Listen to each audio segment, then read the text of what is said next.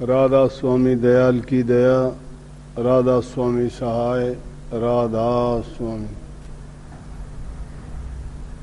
प्यारे सत्संगी भाइयों बहनों,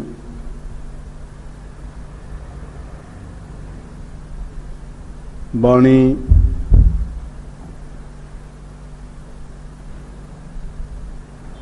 सत्संगी के लिए उतनी ही आवश्यक है जितना भजन।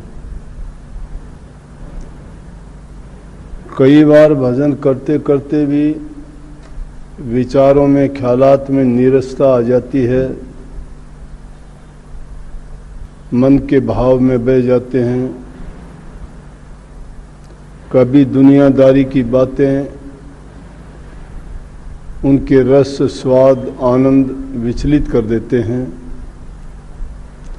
परंतु महापुरुषों की वाणी जब सुनते हैं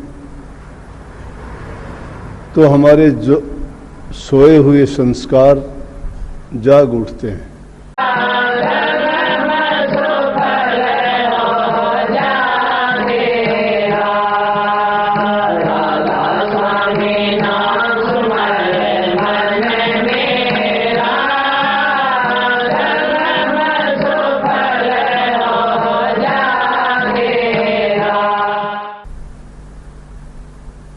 कई बार देखते हैं कि काफी सत्संगी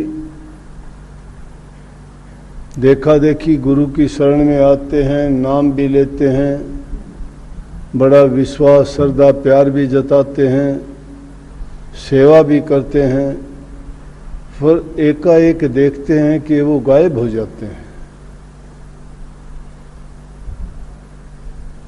और कमाल की बात तो ये बताऊं कि देखो, दुनियादारी के लोग वो संतों को अपनी बुद्धि से तोलते हैं। जरूरत पड़ती है तो संतों के पास जाते हैं, मतलब होता है, तकलीफ होती है तो संतों से जाके बड़ी अर्ज करते हैं, विनय करते हैं, प्रार्थना करते हैं। और वैसे संतों की वो जांच करते हैं। उन पे जांच करने का कौन सा नजरिया है, उनके पास कौन सी ऐसी मशीन है कि संतों को जांच लें, परख लें। संत तो अपना भेद खुद दे तो किसी को पता चले, ना भेद दे तो चाहे कोई कितने भी कोशिश कर ले, संत को कौन पहचान ले। ये दुनियादारों के पास तो वो नजर ही नहीं है जिससे उस चीज को ढूंढ सके। ये तो ऊन जनून मन में आता है, कुछ का कुछ बोल देते हैं जबान से। जितना सोचने का दायरा है, जितनी उनकी बुद्धि है, जैसे उनके कर्म है, वैसे ही वचन उनकी जबान से भी निकलते हैं। बल्कि जब संत देखते हैं ये अनाधिकारी जीव है कि ये भक्ति के काबिल नहीं है, तो संत उनको गंदगी की मक्खियों की तरह से मानते हैं। गंदगी की मक्खी जब मिठास देखते हैं तो उस ओर भागी चली आती हैं, चिमट जाती हैं, और वहाँ से फिर वो उसको रस को चूस के भाग जाती हैं। लेकिन संत देख लेते हैं, अनाधिकारी के सामने भेद नहीं खोलते। संतों का मार्ग सुगम तो है, सरल भी है, परंतु इसमें प्रेम की प्रधानता है, प्रीति की प्रधानता है, प्रतीत की प्रधानता है। जिनमें प्रेम, प्रीत, प्रतीत की प्रधानता नहीं हो, जप में, तप में, यज्ञ में, हवन में, पूजा में, पाठ में, किस चीज में इनमें प्रेम की प्रधानता नहीं है। जिस चीज में प्रेम की प्रधानता होती है वहां संबंध घनिष्ठ होता है। तो संत मत ने ये बताया सूरत शब्द के योग में कि इसमें प्रेम की प्रधानता ही होती है। सब ने कहा है कि जिन प्रेम कियो तिन ही पायो। प्रेम के बिना सब शून्य है। इसलिए गुरु की महिमा गाते हैं कि प्रेम का नाता गुरु से ही जुड़ सकता है। सरगुण हैं वो, उनसे हम पूछ सकते हैं, बात कर सकते हैं, भेद जान सकते हैं। कोई भ्रम हो उसके बारे में उसका ज्ञान ले सकते हैं, कोई भ्रांति हो उसका समाधान करवा सकते हैं। लेकिन जो जड़ चीज हैं या जो गए भक्तों के संत हैं, उनसे हम कैसे पूछ सकते हैं? जो अर्ज करते हैं, गुरु प्यारे सुनो एक अर्ज मेरी, गुरु प्यारे करो मैं दृष्टि मौज भरी, ये चीजें क्या है? ये अर्ज जो करते हैं तो सरगुण से ही करते हैं ना। अगर निर्गुण से करते हैं तो उनसे आपको जवाब कोई नहीं मिलेगा। मन की भक्ति है वो, मन से ही मन्नत मांगते हो, मन से ही उसको समझ लेते हो कि मुझे आशीर्वाद प्राप्त हो गया, और मन से ही आपने प्रार्थना कर ली। आपको जवाब कोई नहीं मिला, लेकिन मन से ही सब कुछ माना। लेकिन संतों के पास जब जाते हैं, ऐसे अनाधिकारी जीव हों, अनुरागी जीव जो नहीं होते, उनको फटकने नहीं देते।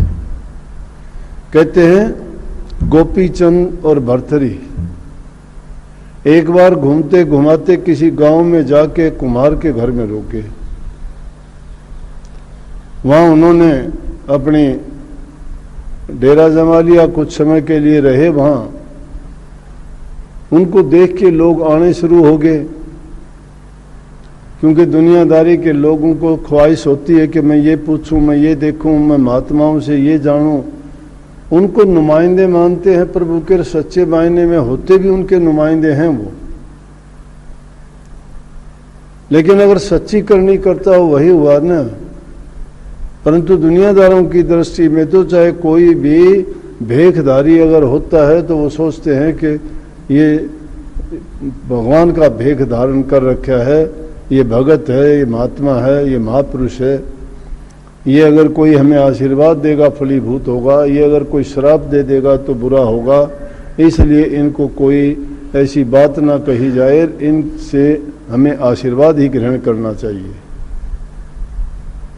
तो जब काफी लोग उनको देखने के लिए आने लगे, कोई कुछ आशीर्वाद लेता, कोई कुछ बात पूछता, कोई आके सत्संग में बैठता, कोई उनके दर्शन करके निहाल होता, तो कोई किसी तरह से वो अपने आप को भाग्यशाली समझते कि महापुरुषों के दर्शन हुए। बात फैलती फैलती उस नगरी के राजा को भी कानों में गई।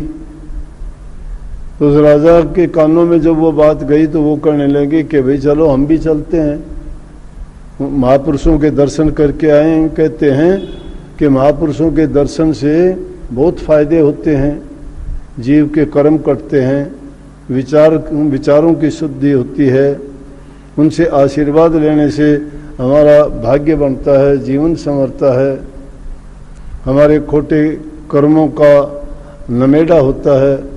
तो महापुरुषों के तो दर्शन जितने किए जाएं उतने अच्छे हैं। चलो हम भी उनके दर्शन करके आएंगे, आशीर्वाद लेंगे और देख के भी आएंगे कि इतनी जिनकी प्रसिद्धि फैली हुई है। गोपी चंद का और भरथरी का नाम था उन दिनों में। तो राजा अकेला तो जाता नहीं, राजा के साथ तो मंत्री लोग, संतरी लोग, रक्षक लोग, सेना के लोग और उनके प्यारे और मित्र भी सब इकट्ठे होके काफी बड़ा लश्कर हो गया और चल दिए। जब दूर से आते हुए दिखाई दिए तो उन्होंने सोचा कि ये तो बात गलत होगी, क्योंकि जो इसे दुनियादारी के झमेले में बंधे हुए और फंसे लोग होते हैं ना, उन लोगों को भक्ति प्यारी नहीं होती। वो आने को आते हैं, दिखावे के लिए आते हैं, लेकिन जबान से भी कहते होंगे, क्योंकि प्रभु को तो मानते हैं, आस्तिक लोग सभी मानते हैं, लेकिन उनकी श्रद्धा और विश्वास नहीं होते। हमारे से भी ऐसे लोग आते हैं, मिलते रहते हैं। कई लोग सीधा ही कह देते हैं, बोले कि हम ऐसी चीज़ों में विश्वास तो नहीं करते। ठीक बात है, जिसके विचार और ख्यालात जैसे होंगे वो वैसा ही सोचेगा, वैसा ही करेगा। अगर मैं तो सीधा कह देता हूँ, अगर तुम्हारा विश्वास भी नहीं है तो तुम्हारा इंसानियत में तो होगा। इंसान के नाते से मिल सकते हैं, बात कर सकते हैं, बैठ सकते हैं। इंसान के नाते से अगर कोई मिलना सीख ले वो भी बहुत बड़ी बात है। लेकिन ये जरूरी नहीं है कि हर आदमी सिर्फ स्वार्थ के लिए आता हो। स्वामी जी महाराज ने करता है कि आदमी जो कच्ची कच्ची करता है वो एक दिन पक्की भर्ती भी हो जाती है। जो आदमी खुद दूसरे का तमाशा देखना चाहता है उसको एक दिन अपना तमाशा भी दिखाना पड़ता है। जो लोग दूसरों की बातों को सुन के खुश होता है, कभी न कभी उससे भी ऐसी बात हो जाती है कि लोग उसका मजाक उड़ाते हैं। इसीलिए प्रभु ने कहा है कि आदमी को सोच के समझ के रहना चाहिए। वक्त का मिजाज पता नहीं कब बदल जाए, कैसा हो जाए। जो समभाव से बरतता है, ना कभी किसी के बारे में बुरा भला कहता सुनता है और ना ही किसी की बुराई होने पे वो खुशी मनाता है, और ना ही कभी अपने दुख दर्द का ढोल पीटता है। क्योंकि जो इंसान मौज में रहना सीख गया, प्रभु की इच्छा को जिसने परख लिया, तो समझो हम तो बहाने बनाते हैं, मेरे कर्म में लिखा था, मेरा नसीब ऐसा था, मेरा भाग्य ऐसा था, प्रभु ने मेरे साथ अच्छा नहीं किया। अरे प्रभु तो सबके साथ अच्छा करता है, बड़ा न्यायकारी है वो किसी को भी ना इनाम देता है ना किसी को दुख देता है। इंसान को आज़ाद कर दिया, तुम अपना कर्म कर, कर्म करके जैसा तुझे उस कर्म फल बनेगा वो अपने आप भोग लेना। मैं किसी बात में ना तेरे दुख में शामिल हूं ना तेरे सुख में शामिल। हाँ, प्रभु की भक्ति करके अगर उसके गुण अपना लोगे तो वो भी आपको अपना लेगा, जिसके कारण इस काल और माया के देश से आपका पीछा छूट जाएगा। लेकिन उस ओर तो हम चलना ही नहीं चाहते, उससे नीचे की शक्तियां ही हमें घेरे रहती हैं। कोई बनाने वाली है, कोई बिगाड़ने वाली है, कोई इसको यहाँ इस संसार में बसाने वाली है। उन तीन शक्तियों, तीन गुण के अधीन होके हम पांच तत्व के पिंजरे में कैद होके रूह बेचारी कभी कुछ भोगती है, कभी कहाँ जाती है, और ये कड़े कष्ट दुनिया के मिटते ही नहीं है इसके।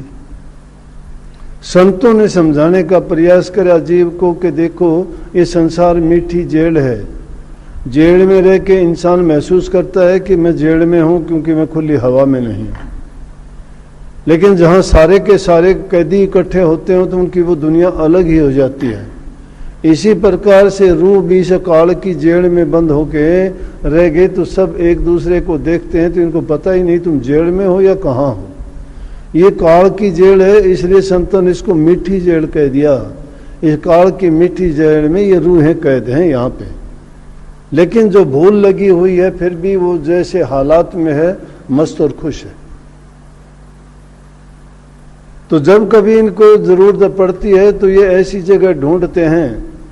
प्रभु के नुमाइंदे, परमात्मा के नुमाइंदे यहाँ आते हैं संत रूप धर के कि इन जीवों को कल्याण का रास्ता दिखाएं और खोटे मंदे कर्मों से बचाएं। क्योंकि वो खोटे मंदे कर्मों की रचना काल पुरुष ने की है, काल महाराज ने की है। वो इसलिए की है ताकि ये जीव भटकते रहें एक से दूसरे में, दूसरे से तीसरे में, उनको उनमें रस और आनंद आता रहे और वो उसी को सत्य मानते रहें, और उस प्रभु भक्ति की ओर इनका ध्यान ही नहीं जाएगा। ध्यान जाएगा तो भी बहुत जल्दी उसको भुला देंगे ये, क्योंकि ऐसी चीजें मन में लगा दी, कहीं काम की बीमारी है तो कहीं क्रोध की है, कहीं लोभ की है, कहीं मोह की है, भूल जाते हैं, छोड़ देते हैं।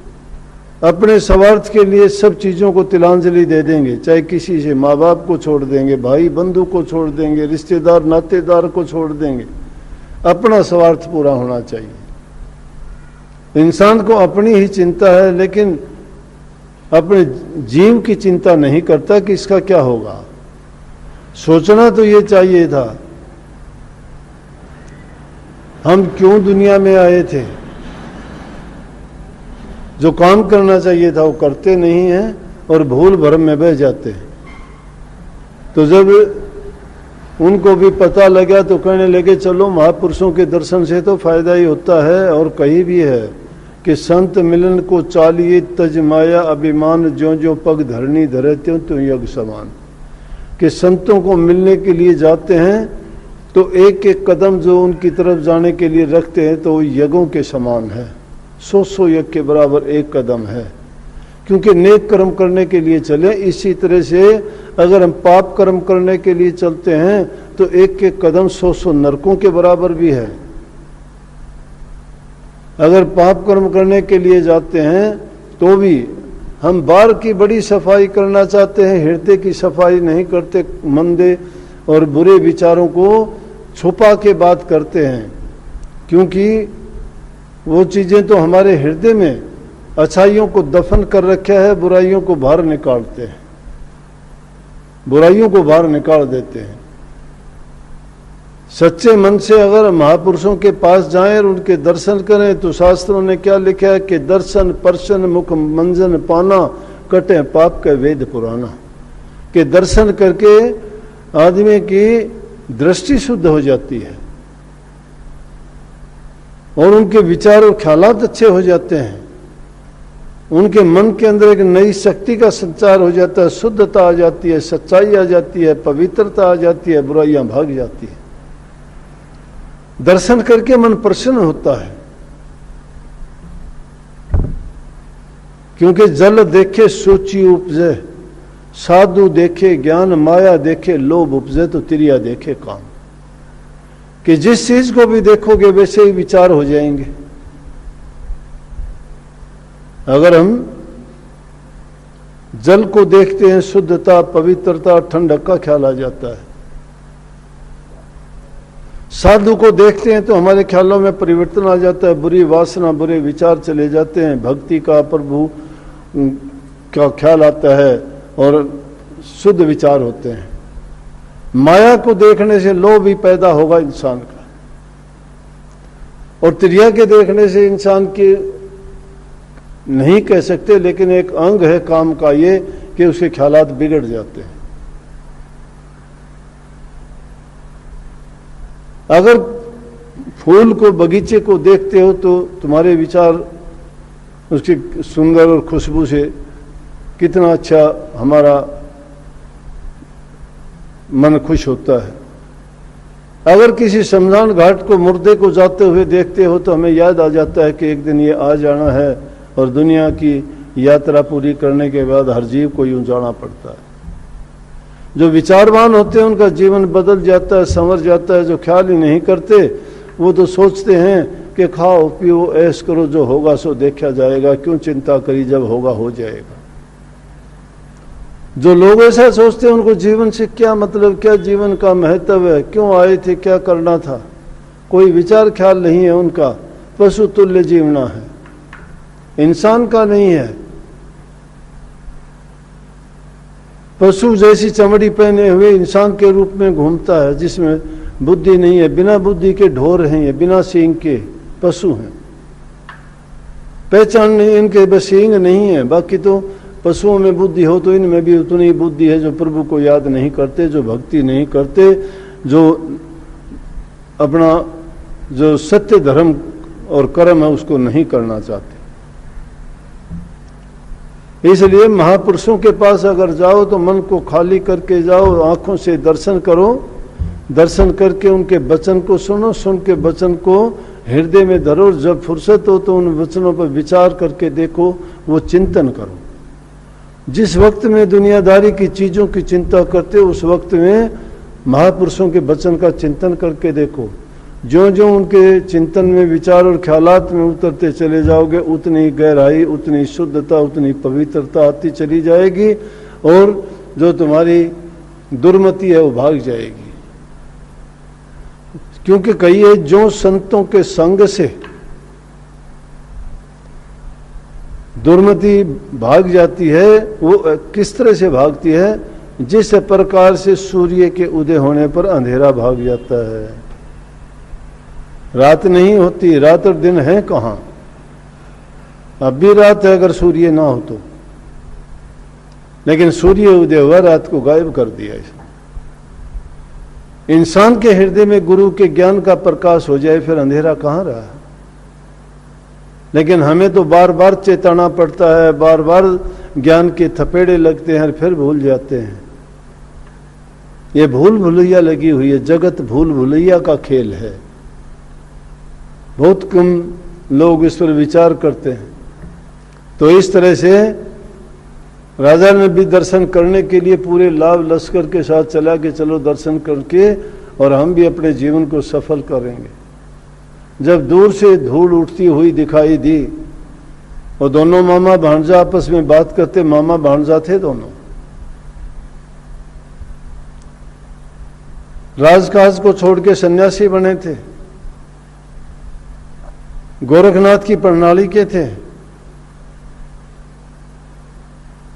जब उन्होंने देखा, कहने लगे मामा बात गलत होगी।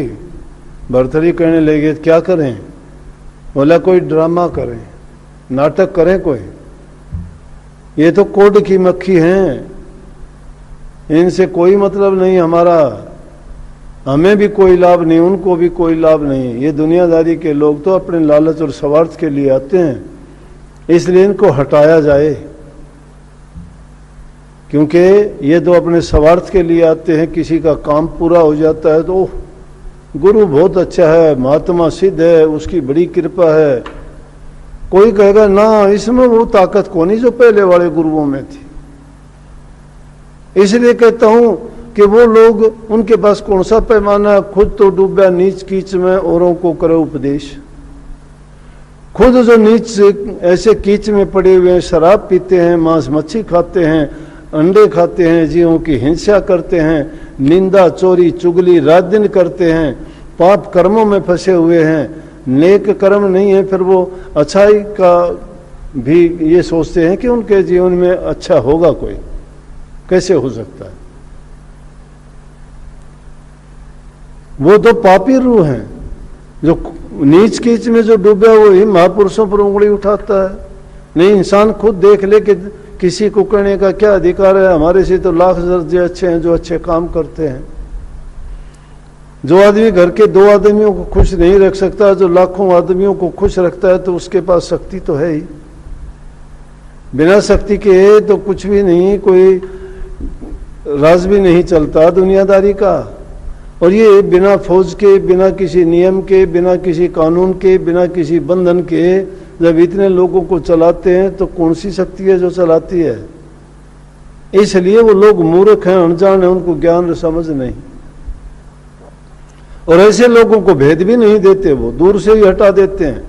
जिसको किसी की चीज की जरूरत तो ले जा भाई।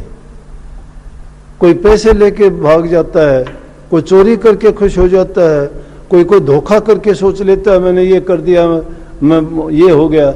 लेकिन महापुरुषों को कोई फर्क नहीं पड़ता। महापुरुष तो कहते हैं मिट्टी है, यहां थी यहां पड़ी होएगी। एक बार एक महात्मा ने इधर उधर से लोगों से दान के रूप में लेके या कोई दे के गया, चीनी अनाज घी इकट्ठा कर लिया। जंगल में कुटिया थी, सोचा भंडारा देंगे। महात्मा लोग आएंगे, पूरी रात कीर्तन भजन करेंगे, प्रभु की याद होगी और अच्छा माहौल वातावरण बनेगा। और उससे अच्छा क्या समय होगा जब प्रभु की याद में रात बिताई जाएगी, उसका गुणगान किया जाएगा, गुणों का बखान किया जाएगा। और भगत लोग उस प्रभु के नाम का जाप करेंगे तो बड़ा आनंद आएगा, शांति होगी। उनके देखने सुनने से काफी जीव और भी सुधरेंगे। लेकिन महात्माओं को तो इस चीज से सरोकार नहीं। कुटिया में चीनी रखी, घी रखा, आटा रखा, दाल रखी, सब्जी रखी, सब चीजें तैयार थी। सोचा कि भंडारा देंगे। डाकू थे, डाकू को पता लगा कि उस महात्मा के पास इतना सामान रखा है, चलो लेके आए। वो सारे के सारे आए डाकू, महात्मा को डराने लगे। बोले क्या बात है, क्यों डराते हो? बोले हम ये सामान लेके जाए। सामान ले जाओ, मेरे क्या मतलब है बोलने का? हैरान हो गए। बोले ले जाओ, जो तुम्हें उठाना है उठा लो। जब सारे उठा लिए तो इंसान की कभी ना कभी तो मलिन वासना भी जाग जाती है। उनमें से एक डाकू जो उनका सरदार था, वो कहने लगा महात्मा जी आपने कोई किसी से कुछ लिया होगा, किसी से कुछ लिया, इतना आपने जोड़ा और हम उसको अभी आपसे 5 मिनट में लेके चल दिया, आपको दुख तो लगा होगा।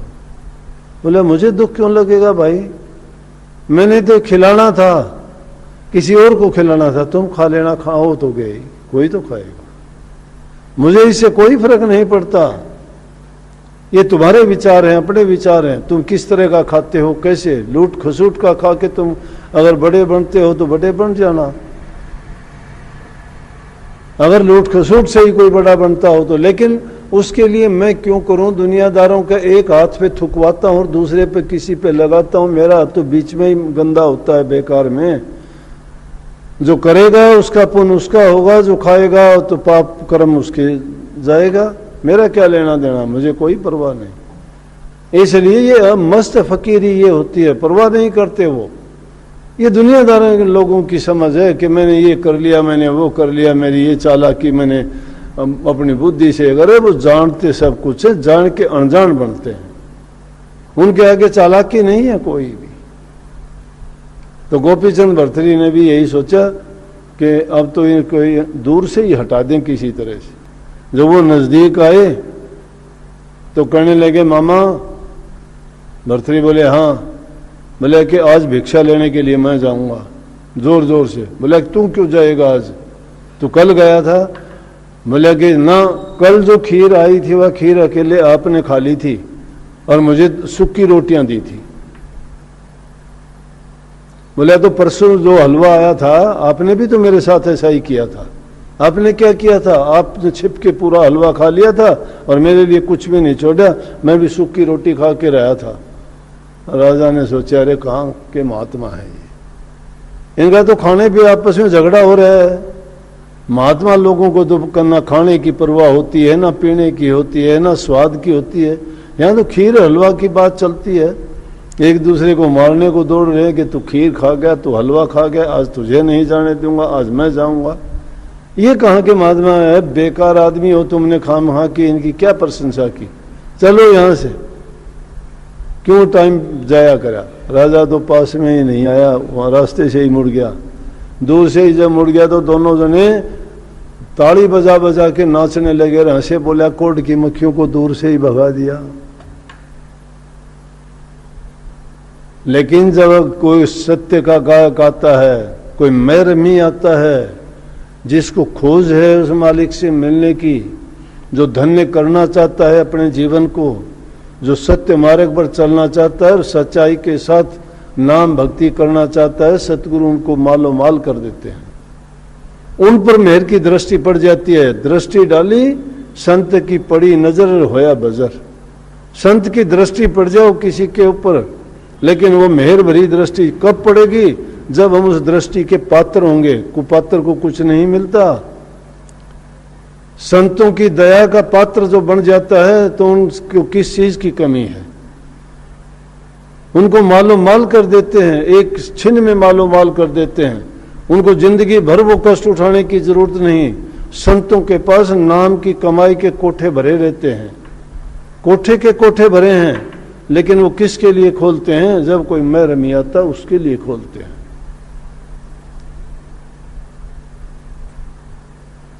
चतराई चूल्हे पड़ो और भट्टी पड़ो अचार, जिनकी सुरती लगी रहे उसका वार न पार। तो संतों की सुरती वहां लगी रहती है, करनी के धनी होते हैं वो। बनावटी बातों से कोई कुछ नहीं, चमत्कार को नमस्कार होता है। चमत्कार का मतलब ये नहीं कि संत किसी चीज की डूंडी पीटते हो कि मैंने ये कर दिया, मैंने वो कर दिया। कोई स्टेज पे दो को बुला के खड़ा करके कहे कि देखो मुझे लड़का दे दिया, मुझे ये कर दिया, मैं गरीब था, मेरा धंधा चला दिया, मेरा काम चला दिया। देखते हैं ये तमाशे, अपने यहाँ भी शुरू करने वाले थे। ये कहने लगे, मैं बोले अरे क्यों पाखंड करते हो, क्या लोगे इन पाखंडों में। जिसका होना है भला होगा, करना है वो करा, लेकिन ये लोगों को रिझाने की बात है, दुकान चलाने की बात है, क्यों आडंबर नाटक नौटंकी करो। संतों का ये काम नहीं है। इसीलिए मैं तो दूसरी चीजों को इन फटकने भी नहीं देता। कभी तुम सिलाई में और उनकी बुनाई कढ़ाई की बात करते हो, कभी तुम नाच डांस की बात करते हो, कहीं ब्यूटी पार्लरों की बात करते हो। क्या फायदा इन चीजों का। अपने हृदय को सजाओ, और हृदय सजेगा प्रभु के नाम से। गुरु ने जो तुम्हें नाम भक्ति का तरीका बताया है, टाइम निकाल के भक्ति किया करो, नाम का चिंतन किया करो, सुमन किया करो, भजन किया करो, ध्यान किया करो, अभ्यास किया करो और नेक काम किया करो। घरों में रह के माँ बाप की, सास ससुर की, बुजुर्ग लोगों की सेवा किया करो। सबसे बड़े देवता वही हैं। बड़ा दुख होता है इस बात को देख के। अखबार को देखते हैं, टीवी को देखते हैं, उनमें समाचार क्या छपते हैं, क्या चीज सबसे पहले उभर के आती है कि भाई ने भाई को कत्ल कर दिया। कल ही मैं टीवी देख रहा, उसमें मैंने पहली देखी कि एक भाई ने भाई को मार दिया। दूसरा समाचार देखा तो उसमें कहा एक बेटे ने अपने बाप को मार दिया। कलयुगी बेटा, उसको बोला कि एक कलयुगी बेटे ने अपने बाप को मार दिया। कहीं आया कि किसी दो बहनों में से एक बहन को मार दिया। कोई दहेज के लिए मार देता है, कोई और किसी लालच के लिए मार देता है। क्या जमाना आ गया, कौन टाइम आ गया जिसको सोने की चिड़िया कहते थे, जिसमें हिंदुस्तान को धर्म में, अच्छाई में, भलाई में सबसे ऊंचा मानते थे, सब गुणों से संपन्न भरपूर था। आज लोग वहां दुर्गुणों से सुसज्जित हैं। क्या हो गया उनकी बुद्धि को? क्या सोचते हैं? क्योंकि देखा देखी का काम हो गया, वफादारी नहीं रही। अगर वफादारी होती तो ऐसा कभी नहीं करते। किए का एहसान नहीं है किसी पर भी, बल्कि दुश्मनी उससे करते हैं। जो लोग निंदक हैं, कपटी हैं, धोखेबाज हैं, छल करते हैं, उनसे तो दोस्ती मिलेगी, और जो उनका हित करते हैं उनके साथ उनकी दुश्मनी मिलेगी। ये कलयुग का पैरा है, ये कलयुग का टाइम है। इसी को कलयुग कहते हैं कि जिनके कर्मों में खोट आ गया, सोच में खोट आ गया, उसके जीवन में खोट आ गया। अच्छी चीज को वो बुरा बताते हैं, बुराई को वो गले से लगाते हैं। ये कलयुग है। ऐसे हालात में अगर कोई प्रभु की भक्ति करता है, नाम जपता है, या वो ध्यान समाधि में जाता है, तो मैं कहता हूँ बहुत ही एक ऊंचे दर्जे का जीव होगा। नहीं तो इस जीवन में तो जीना भी, इन ऐसे लोगों के बीच में तो जीना भी बड़ा कठिन है।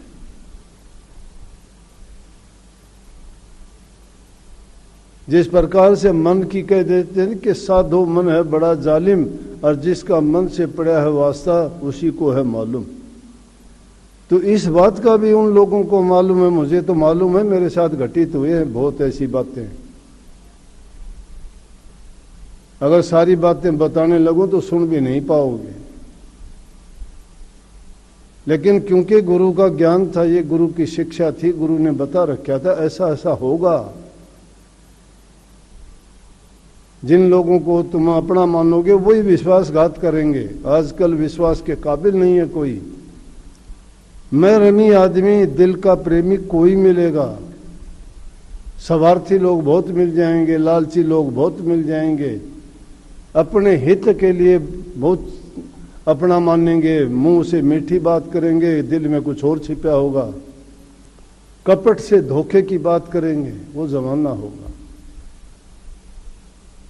लेकिन भक्तों के लिए, संतों के लिए सहारा देने वाली ये वाणी है, जिन वाणियों में क्या कहा गया, मेरे दाता के दरबार में सब लोगों का खाता। ये भक्तों को सहारा देती है। ये संतों के वचन उनके लिए चेताने का काम करते हैं कि कोई नहीं, वक्त को देख के घबराओ ना, वक्त हमेशा एक जैसा नहीं रहता। कपट करने वालों के साथ कपट अपने आप हो जाएगा, दुख देने वालों को 1000 गुना दुख भोगना पड़ेगा। किसी में ऐसी ताकत नहीं है उसको मोड़ दे, रोक दे, नहीं। जिसने जिसके साथ करा उसने उसका भोगना पड़ा, क्योंकि कर्म है। क्योंकि सबकी कही बात एक की बात नहीं है, मैं मेरी नहीं कहता। क्या साधु, क्या संत, गृहस्थी, क्या राजा, क्या रानी, प्रभु की पुस्तक में लिखी सबकी कर्म कहानी। क्या राजा, क्या बादशाह, क्या कोई गरीब, क्या अमीर, क्या साधु, क्या संत महात्मा, कोई भी हो, चाहे कर्म जो भी करता है उसे कर्म का फल बन जाता है। इसलिए कही कि ये जो कर्म है, जो जैसा, क्योंकि उस विधाता का नियम है, उसके कानून में तब्दीली नहीं है। उसने अपने ऐसे नियम बना रखे हैं, बड़े बड़े कानून प्रभु के और बड़े बड़ी मर्यादा, उनकी मर्यादाओं को तोड़ने वाला बच नहीं सकता। उनके कानूनों का उल्लंघन करने वाला बच नहीं सकता, बहुत कष्ट देता है। उनके लिए उन्होंने बना रखी है नरक की जगह। दुनिया में रहते हुए उनको सजा दूसरी मिलती है, दुनिया में रहते हुए भी सजा मिलती है, और मरने के बाद भी उनको चैन नहीं, उनको फिर काल कोठरी मिलती है नरक की, जिसमें टिकना बड़ा मुश्किल हो जाता है। इस दुनियादारी की जेल देख लिया करो, एक छोटी सी कोठरी में जिसमें बंद कर दिए जाते हैं, ना लेट सकता है, ना पूरी तरह से उसमें उठ बैठ सकता है, ना सो सकता है, उसी में रहना, उसी में सोना, उसी में बैठना, उसको कैद कहते हैं। तो जब काल की कैद में, नरक की कैद में जाके फंसेगा ये जीव, तब क्या हालत होगी। इसीलिए कही कि मेरे प्रभु के दरबार में सब लोगों के खाते लिखने वाला स्वयं है। महापुरुषों ने ऐसे ही थोड़ी ये वचन फरमाए हैं। तो उन कानूनों को तोड़ने वाला, मर्यादाओं को तोड़ने वाला कैसे बच जाएगा। इसलिए उन चीज़ों की, उन मर्यादाओं को रखने के लिए और उन कानूनों का पालन करने के लिए है कि प्रभु की भक्ति, मालिक का नाम, जो आपको योग दिया गया है, गुरु ने जो आपको तरीका बताया है भक्ति करने का, उस रास्ते पे चलो और इन बुराइयों को त्यागो। हर जीव अपना हित समझता है, लेकिन इंसान अपना हित नहीं समझता। जिससे हित होता है ये तो वैसा काम करता है, जिस डाली पे बैठता है, जिस शाखा पे बैठता है, उसी शाखा को काटता है। समझता अपने आप को बहुत चालाक है, लेकिन वो चालाकी चलती नहीं, मालिक के दरबार में खाता सबका है। इसलिए कही कि भाई कोई भी खोटा कर्म, काला कर्म मत करियो। अगर उससे बच जाओगे तो तुम्हें इन सजाओं से भी छुट्टी मिल जाएगी, नहीं तो नरकों का जीवन भोगना बड़ा कठिन हो जाएगा। तो उन सब का रास्ता बताया कि संतों की शरण में जाके अपने जीवन को सफल कर लो। गुरु जो उपदेश करता है, गुरु जो तुम्हें नाम दे के भक्ति करने का तरीका बताता है, उसके अनुसार तुम काम करते चले जाओगे तो ही तुम्हारे बुरे कर्म धुलते चले जाएंगे, पाप कर्म कटते चले जाएंगे और नाम का संचय होता चला जाएगा। वो तुम्हारे जीवन को बनाएगा। भक्ति करनी इतनी सौखी नहीं है, उसमें बर्दाश्त करने का बड़ा मादा है। दुनियादारी के लोग तो हार जीत का खेल खेलते हैं, दुख और खुशी का। वो दूसरों को दुख दे के अपने आप को कहते हैं हम सुखी हैं, दूसरों का बुरा करके सोचते हैं मैंने बहुत अच्छा काम किया है। वो ये नहीं सोचते तुमने अच्छा नहीं किया, तुमने अपना तो नरक में खाना कर लिया। लेकिन अगर सच्चे बन के प्रभु की भक्ति करोगे तो आपने अपना मालिक के दरबार में जगह बना ली है, उनके चरणों में आपका स्थान है। इसलिए कभी भी इस चीज़ को ना भूलो, हमेशा नेक काम करो, परहित के काम करो, किसी जीव को ना सताओ, ना वचन से किसी को बुरा कहो, ना मन से किसी के प्रति बुरी भावना रखो। क्योंकि मन में बुरी भावना रखोगे तो फिर नाम का सुमरण कहाँ से होगा। चीज तो एक ही है, एक ही रुकेगी। बुराई करोगे तो अच्छाई नहीं रहेगी, अच्छाई करोगे तो बुराई नहीं रहेगी। जब बुराइयां ही अंदर में भर रखी है तो अच्छाई कहाँ ठहरेगी। इसलिए बुराइयों को निकालो। ये कोई धर्म थोड़ा भाई भाई की गला काटता है, कहाँ जाएगा गला काट के। अरे किसी को मार के तुम कहाँ से सुख पाओगे। दुनियादारी में तुमने किसी को मार दिया, तुम जेल में जाओगे, तुम वो तो पीछा छूटा गया दुनिया से। लेकिन तुम्हारा क्या हाल होगा, तुम जीते जी हजारों मौत भोगोगे, रोजाना मरोगे तुम मानसिक रूप से मर चुके, आत्मिक रूप से मर चुके, दुनियादारी की तरफ से पूरी दुनिया तुम्हें थूकेगी और तुम्हारा बासा कहाँ होगा, नरकों में। यहाँ जीते जी तुम्हें कौन सी खुशी मिलेगी। थोड़े से गुस्से के कारण, थोड़े से लोभ के कारण, थोड़े से लालच स्वार्थ के कारण भाई भाई को मारता है कभी? हम तो कहते हैं भाई मारने के बजाय तो तुम किसी का हित करो, भलाई करो। भलाई करोगे, किसी का हित करोगे तो तुम्हारा जीवन संवरेगा, तुम्हें खुशी मिलेगी उससे। दूसरे को जो खुशी देता है उसको भी उसके बदले में खुशी मिलती है, लेकिन दूसरे को कष्ट देके कोई सुखी मैंने नहीं देखा है। मैंने तो उनकी बद से भी बदतर हालत देखी है। और यहाँ नियम कानून का राज्य चलता है, ये ना सोचना इस कानून के राज में कोई किसी धोखा अपने मन से देता होगा, चालाकी अपने मन से करता होगा। खुदा के दरबार में तो लेख वही लिखा जाता है, वहां तो एकदम यहाँ तुमने मन में आई कि नहीं, और वहां पर सारा प्रिंट हो जाता है कि तुमने क्या सोच लिया और क्या करने जा रहे हो, और उसका परिणाम भी लिख दिया, ये नतीजा भी होगा। वो भी नहीं बदलता है कभी भी। इसलिए कही अच्छी करनी करना रे भैया, कर्म न करियो काला। अच्छी करनी करना, काला कर्म करोगे तो जीवन तुम्हारा बर्बाद हो जाएगा। कर्म करने वाले, नेकी करने वालों के साथ बुराई जुड़ी होती है। एक सखो भाई भगतनी हुई है, माँ बाप की इकलौती संतान थी, वो कृष्ण जी की भगत थी। शादी लायक हुई, माँ बाप ने शादी के लिए उनको एक जगह लड़का देखा और वहाँ उन्होंने फैसला कर लिया कि उसके साथ शादी करेंगे, लड़के के साथ। लेकिन उस लड़के की माँ इतनी ऐसे ख्यालात की कि बस पूछो ना। शादी के समय से ही उसने उल्टी सीधी बात करनी शुरू कर दी।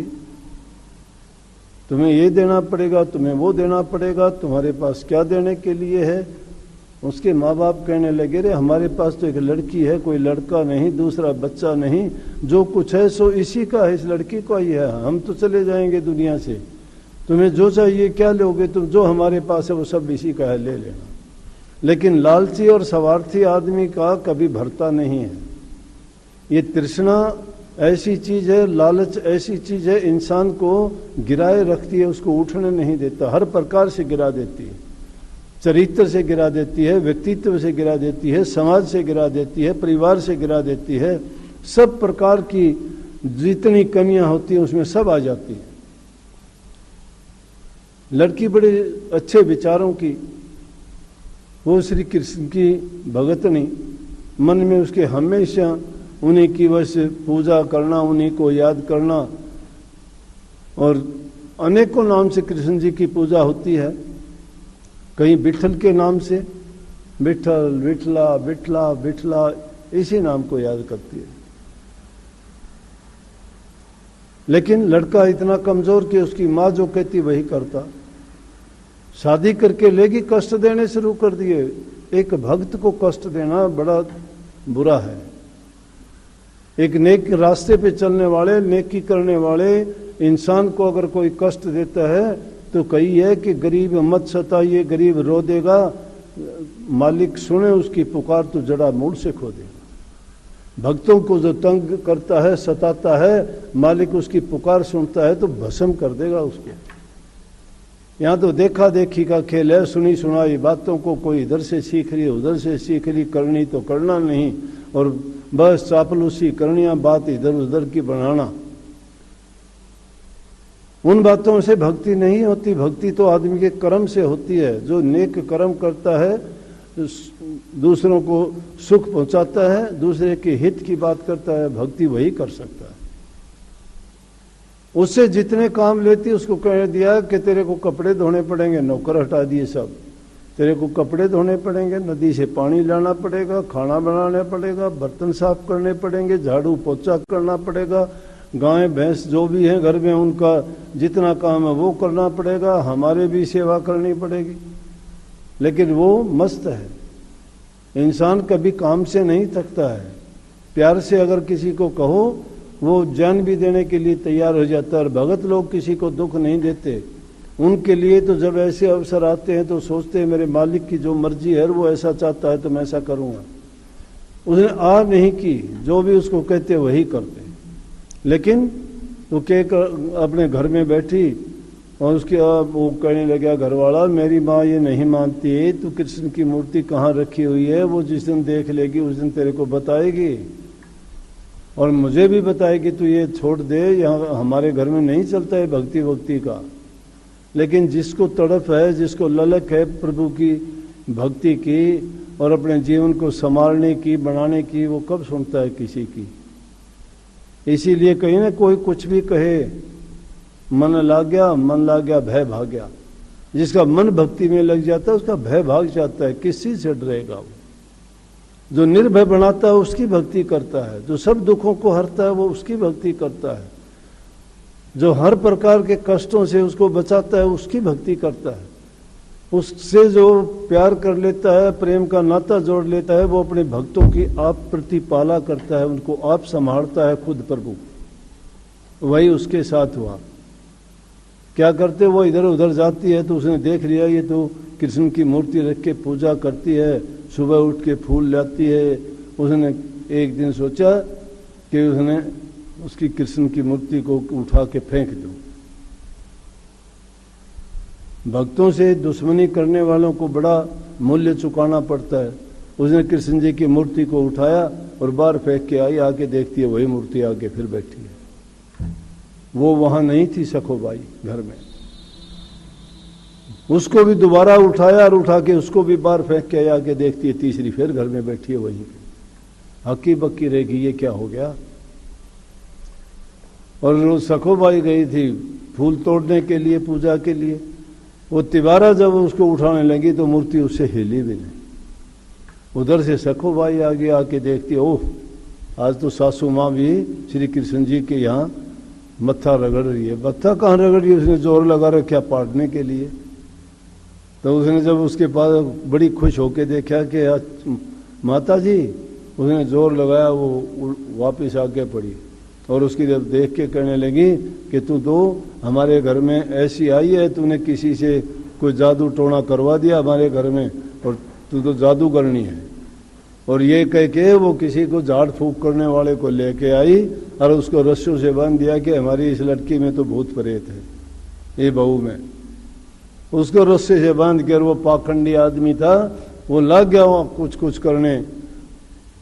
उठे धुआं, कुछ अग्नि में कभी मिर्च डाले, कभी और कोई चीज डाले, करे ओम ओम फेट ओम फेट ओम फेट। उसको डराने का प्रयत्न किया, अनेक प्रकार के लटोटर फंड किए, लेकिन उसको क्या फर्क पड़ना था।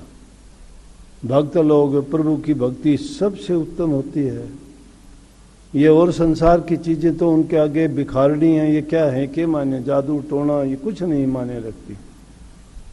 बस उसने जोर लगा लिया इतनी देर में और वहाँ पे आ गया। उसका ससुर देखता है तो उस उधर लड़का बैठा है, उसकी माँ बैठी है, उसको रस्से से बांध रखा है। वो बोला तुमने क्या फंड बना रखा है ये। और उसने उसको बहू को तो खोल दिया, सखोबाई को, और उनको उसको कह दिया कि आइंदा मेरे घर में तू आ गया तो याद रखना। वो तो भाग गया। और उनको उसने जब खोल दिया तो वो नदी में पानी लेने के लिए गई। पंढरपुर में श्री कृष्ण जी की बहुत बड़ी जगह है और वहाँ लोग एक कीर्तन करते हुए जा रहे थे। वो नदी पर पानी लेने के लिए सखोबाई चली गई। उसने उनको देखा तो एक बुजुर्ग था, उसको कहने लगी जी आप कहाँ जा रहे हो आज कीर्तन करते हुए। कहने लगे हम तो पंढरपुर जा रहे हैं, बिठला की पूजा करने के लिए, दर्शन करके आएंगे। बोला कि मैं भी चलूं। बोला ओहो चलो बेटी, क्या बात है। वो उसने जो पानी की टोकनी थी वहीं डाल दी, छोड़ के उसको, और उनके साथ होली। तो उन जब उनके साथ होली, कोई पड़ोसन थी, वो टोकनी ले जाके घर दे दी, ये ले तुम्हारी टोकनी। न्योली वो कहाँ है बहू। बोला वो तो गई पंढरपुर बिठला के दर्शन करने के लिए।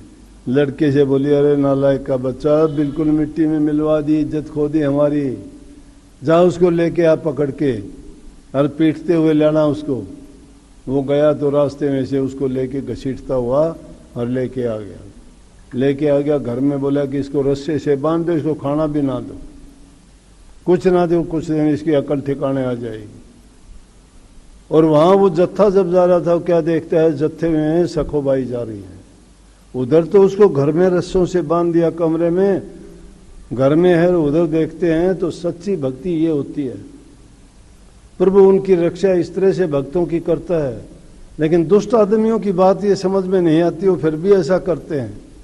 उन्होंने फिर भी रस्से से बांध दिया, उनको आजमा लिया, देख लिया कि ये सच्ची है। क्या किया वो तो जाके पंढरपुर में जब श्री कृष्ण जी के बिठला के दर्शन करे, दर्शन करते ही देखती रहेगी।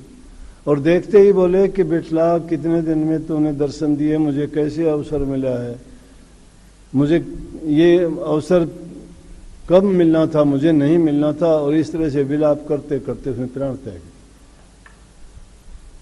वहीं पे प्राण त्याग दिए। जो लोग लेके गए थे वो बोले भाई बड़ा, वो पुजारी था, कहने लगे भाई इतना टाइम कहाँ लगाते हो, और लोगों की लाइन लगी हुई है। बोला कोई नहीं, ये दूर से आई है और थोड़ी देर इसको कर लेने दो। थोड़ी देर क्या, जब काफ़ी टाइम हो गया तो उसके साथ वाले बोले बेटी खड़ी हो, बेटी खड़ी हो। बेटी कहाँ से खड़ी हो, बेटी हो तो खड़ी हो। बेटी नहीं थी वहाँ पे, वो जा चुकी थी प्रभु के चरणों में। वो बड़े हैरान हो गए कि ये क्या हो गया, कि हम तो 2-3 दिन रुकने वाले थे, उसका संस्कार कर दिया। अब उधर उसको घर में बांध रखा। उसका बाप कहने लगे अरे भगवान, इसको तुमने रस्सों से बांध दिया, कल को अगर ये मर गई और कोई बात होगी तो ये पाप तो लगेगा, वो अलग से दुनियादारी की भी तुम्हें सजा मिलेगी, जेल में जाना पड़ेगा। इसको क्यों बेचारी को इतना परेशान दुखी कर रखा है, कम से कम रोटी तो खिला दो। लड़के को उसने कहा झटकी दे के जा तेरी पत्नी को, तेरी पत्नी है नालायक, संभाल उसको, रोटी तो खिला दे। वो जब खाना खिलाने के लिए गया तो देख के उसको खुश होगी सखो भाई कि चलो आज तो पति ने मेरी शुद्ध ली खाना लेके आया। दोनों जने बैठ के और वो सखो भाई अपने पति को ही खाना खिलाने लगी। भक्तों के लिए भूख प्यास तकलीफ कोई मायने नहीं रखती। उनका जो इष्ट है, जो उसकी चाह है, जो उनकी विरह है, जो उनका प्यार है, जिसकी वो पूजा करते हैं, जिसको वो चाहते हैं, उनका दर्शन चाहिए उनको। उनकी कृपा दृष्टि उन पे बरसती रहे, उसी में काफ़ी है। वो परवाह नहीं किया करते इन चीज़ों की। वो तो कहते हैं कि तन में अगर मांस ना रहे, खून ना रहे, हड्डियां रह जाए तो ही बहुत है। ये आंख दो रह जानी चाहिए उनके दर्शन करने के लिए, और कुछ नहीं चाहिए। तन अगर है तो इससे उनकी सेवा हो सके वही हो। कान अगर हमारे हैं तो उनके गुणगान को ही सुनने के लिए होनी चाहिए। जिब्ब अगर मुख में जिंदा है तो हम उनके गुणगान गाने के लिए ही होनी चाहिए, बाकी क्या काम आएगी ये। लेकिन ऐसा नहीं है। लोग दुनियादारी की चीज़ों में इतने मस्त और इतने भूले और इतने भटके हुए हैं, वो दुनिया को सच्ची मानते हैं, प्रभु भक्ति को कच्ची और झूठी मानते हैं। उनको समझाना बताना बड़ा कठिन है। जब उसने सोचा कि काफ़ी देर होगी, खुद आके देखती है तो क्या देखती है कि उसको खाना खिला रही है। और उसको देख के जब उसने देखा तो सखोबाई उसकी तरफ हंसी, और देखते ही वो भी बोली हट एक तरफ, लड़के को एक तरफ करके खुद बैठ गई, खुद भी बैठ के खाने लगी और कहने लगी बेटी हमने आपको बहुत दुख दिया है, ये दिया है, वो दिया है, तो माफ़ कर दे। इतनी देर में जो लोग थे थोड़ी देर के बाद में आए और आके उन्होंने फूल उठा के जो ले आए थे वो बांध रखे, और आके उन्होंने राम राम श्याम श्याम की बैठ के कहने लगे अरे बोले क्या बात है, आप पंढरपुर गए थे? हाँ नोला गए थे, लेकिन क्या करें। बोले कि क्यों, क्या बात होगी, क्या करें, ऐसे कैसे बोल रहे हो? नोला क्या बोल रहे हैं, आपकी बहू जो गई थी ना। नोला गई क्या थी, बहू तो आ ली हमारी, वो तो गई नहीं। मेरा क्या कहते हो गई नहीं, संस्कार में हाथों से करके आया, दुर्भाग्य की बात है कि वो गुजर गई वहाँ पे। बोले कहाँ गुजर गई, वो तो घर में काम कर रही है, वो देखो जाके। बुलाया उसको, देख के हैरान हो गया। अब वो कहने लगे मुश्किल होगी अब श्री कृष्ण जी सखोबाई बने उसके घर में, उसकी बहू बड़ी काम करती है। अब कृष्ण जी जब आ गए वहाँ पे तो सारा बैकुंठ तो खाली हो गया, मुश्किल होगी। पार्वती से जाके बात की, पार्वती अब क्या करूं, एक भगत के कारण में तो ऐसा सखोबाई बन के बैठ गया। सखोबाई तो जा चुकी, कोई न कोई इंतजाम करके सखोबाई को वापस लेके आ ताकि मैं वापस चलूं तेरे साथ, नहीं तो मुझे तो यहीं रहना पड़ेगा। बोले प्रभु गलत हो गया ये तो। जब पार्वती जी ने क्या किया कि उसको पुनः जीवित करके और उसके घर में सखोबाई को रखा और श्री कृष्ण जी का वहाँ से जब वापस साथ लेके गई तो उस दिन के बाद में सखोबाई को संत सखोबाई के नाम से जानने लगे और उन्हें सबने माफ़ी मांगी और उनकी इतनी पूजा आज भी सखोबाई का नाम लिया जाता है, भक्तों में संतों में नाम लिया जाता है। इतनी उच्च कोटि की, इतने उच्च दर्जे की वो प्रभु प्रेमी हुई है। तो जब इंसान अगर अच्छा और सच्चा करना चाहता है तो उसके लिए उसको मेहनत करनी चाहिए, बातों से बात नहीं बनती।